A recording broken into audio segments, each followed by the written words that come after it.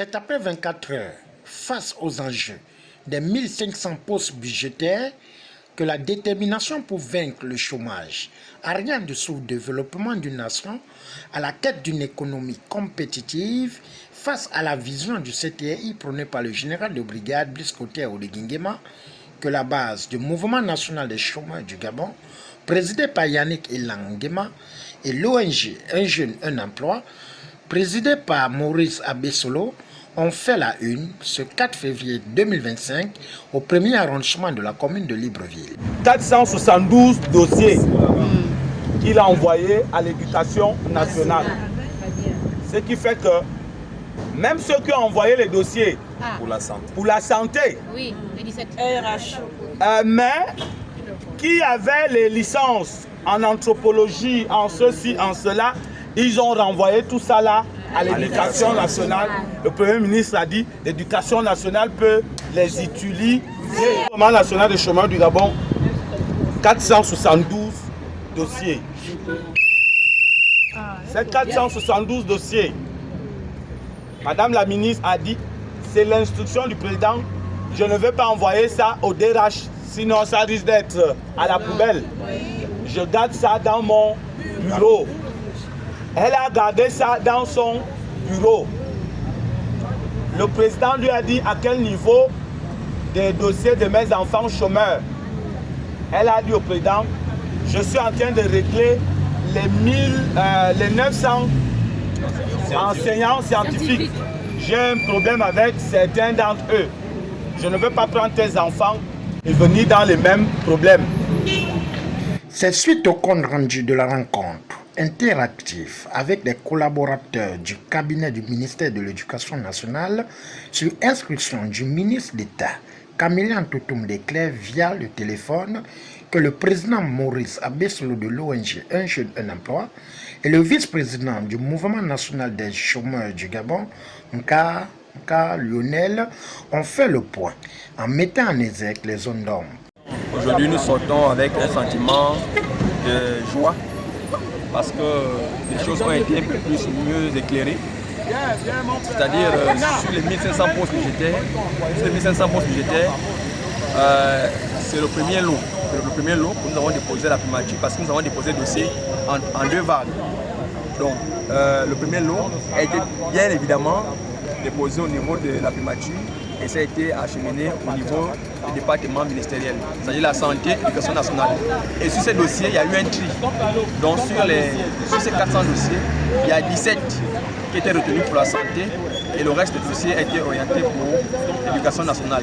Donc nous sortons là avec un sentiment vraiment de satisfaction, de joie, sachant qu'il y a un deuxième lot qui est à la primature, qui sera d'ici là dans quelques jours. Nous les rassurons que leurs dossiers sont en traitement orienté au niveau de ce département ministériel et que nous suivons leurs dossiers et que d'ici nous pensons que nous reviendrons vers eux avec des bonnes nouvelles, que la parole du chef de l'État puisse être concrétisée. Jeunes du mouvement national des chômeurs du Gabon, retenez ceci, la résilience fait partie de notre leitmotiv. Depuis sensiblement 9 mois déjà, sinon plus d'1 an, nous sommes sur le pied de guerre pour ce qui est du rééquilibrement des situations sociales de la jeunesse au Gabon. Ce que nous avons pu constater au lendemain de l'audience avec le chef de l'État le 8 août 2024, c'est que nous avons reçu instruction d'un bénéfice de 1500 postes budgétaires accordés aux jeunes du mouvement national des chômeurs du Gabon. Chemin faisant, avec nos démarches différentes, aujourd'hui, nous sommes au bout du tunnel. Au bout du tunnel, pourquoi? Parce que le silence, autrefois complice de l'administration gabonaise sur la confiscation dite de nos postes budgétaires, a été brisé depuis hier. Depuis hier, pourquoi? Si vous avez suivi, nous étions sur le terrain au niveau de la fonction publique. Nous sommes allés au ministère de la Santé et là nous sortons d'une très longue séance de travail du côté du ministère de l'Éducation nationale. Les nouvelles sont bonnes, les nouvelles réjouissent les cœurs des jeunes qui sont au sein du mouvement national des chômeurs du Gabon. Ce que nous pouvons retenir aujourd'hui, c'est que la lenteur administrative émane de la volonté personnelle de certains administrants. Mais qu'à cela ne tienne, nous sommes rassurés de ce que nos dossiers sont sur la bonne voie. Nos dossiers sont pour la plupart dans le circuit. Nous avons effectivement déposé nos dossiers en vague de 3. La première vague étant déjà traitée, la deuxième vague est dans le circuit en cours de traitement et la troisième vague sera acheminée dans les plus brefs délais. Ici, il n'est pas question de faire de la contestation sociale ou de la revendication sans savoir où nous allons. Nous avons un canevas, nous avons un chemin à suivre, c'est celui de rebâtir ensemble un Gabon nouveau. Et ce Gabon nouveau ne peut pas se rebâtir sans la jeunesse. Ce Gabon nouveau ne peut pas se rebâtir sans nous. Car nous avons pour coutume de prendre cette citation, ce qui est fait pour nous, sans nous, est en vérité fait contre nous, dixit Nelson Mandela. Il faut savoir une chose. Aujourd'hui, nous nous satisfaisons du travail que le ministre de l'Éducation nationale et son équipe ont abattu. Nous sommes aussi satisfaits du travail que le Premier ministre, M. Raymond Donsima, a effectué, parce qu'il faut le dire, ce n'est pas une tâche aisée. Le ministre de la Santé n'est pas en marge. Ils ont tous autant qu'ils sont membres du gouvernement dans un élan de solidarité, de soutien de la politique sociale du chef de l'État, son Excellence le Président Clotaire Oligui Nguema, de redonner à la jeunesse autrefois sacrifiée ce caractère de sacralisation. Alors aujourd'hui, nous nous estimons heureux. Les jeunes réunis au sein du Mouvement national des chômeurs du Gabon sont satisfaits des avancées de leur dossier. Nous nous sommes donné rendez-vous dans les plus brefs délais, afin de voir à quel niveau se situe exactement notre deuxième lot de dépôt de dossiers au niveau de la primature. Alors, par ma voix, le Mouvement national des chômeurs du Gabon et la jeunesse réunie au sein du Mouvement national des chômeurs du Gabon, nous vous disons merci au Premier ministre, merci au chef de l'État, merci aux membres du gouvernement, merci à nos membres, merci à l'administration gabonaise qui ne cesse de travailler tant bien que mal à ce que l'essor vers la félicité ne soit pas non seulement juste un simple slogan, mais que cela soit une véritable réalité.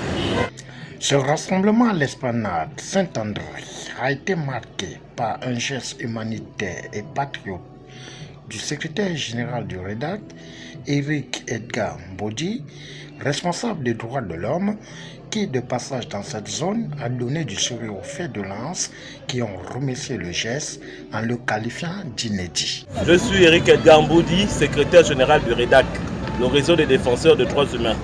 Je passais parce que j'avais rendez-vous de famille, mais je t'ai interpellé parce que la première cause d'un défenseur, c'est de soutenir les autres défenseurs pour la noble cause. Donc, j'ai vu avec les autres, j'ai vu certaines dames, j'avais déjà acheté de l'eau, mais ce qui est là, c'est pour les femmes enceintes et pour ceux qui sont dans une situation. C'est pas beaucoup, mais c'est mon geste symbolique.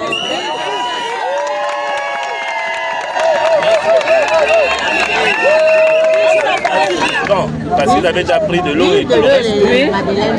C'est pas beaucoup, mais avec la magie de l'amour. Moi, je prie toujours avant de donner. Je dis, Seigneur, toi qui donnes l'eau et le pain aux animaux et aux hommes, bénis ce peu pour que ça donne la force à ceux qui sont ici, d'être utilisés pour sa gloire et pour faire rayonner le Gabon. Au nom de Jésus-Christ, Amen. Et la jeunesse, c'est le combustible du développement. Aujourd'hui, avec les jeunes qui sont derrière, qui revendiquent les pleins droits, leur droit à l'emploi ou à la sécurité sociale, donc j'ai passé et j'ai été interpellé par leur situation en tant que défenseur de droits humains. Voilà. Donc c'est tout légitime, hein, naturellement que je le fasse parce que j'ai l'état d'âme d'un défenseur. Et aujourd'hui, demain, ce seront eux qui vont prendre le relais dans non seulement la promotion des droits humains et la défense des droits humains. Nous notons que c'est dans une atmosphère d'espoir et bon enfant, après des échanges sincères avec l'administration et la base, que le présidium des mouvements ont décidé de regagner leur domicile en projetant l'avenir autour d'une réunion qu'ils présideront dans quelques jours pour mettre les mécanismes et les stratégies de remerciement au CTI et son gouvernement.